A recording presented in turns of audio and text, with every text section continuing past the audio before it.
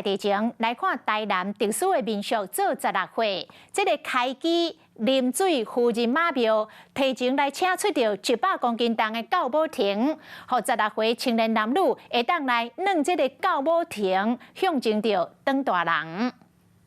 台南做16岁是历史真久的传统，开启啉水夫人马庙提早请出教母亭，让16岁青年男女为丁卡两过，代表当大人。大部分拢会来阮庙里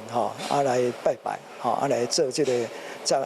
出教母经的仪式。台南市啉水夫人马庙常务监察委员夫人林雪娥讲，每当守护神的啉水夫人和亲娘妈了无共款，庙内设教母亭，让16岁青年男女为丁卡两过，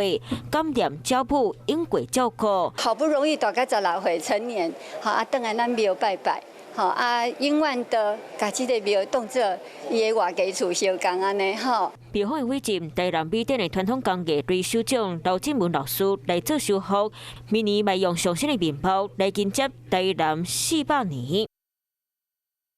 Hello， 我是谢嘉璇，想要掌握最及时的新闻资讯吗？赶快订阅、按赞、开启小铃铛，锁定华视新闻 YouTube 频道。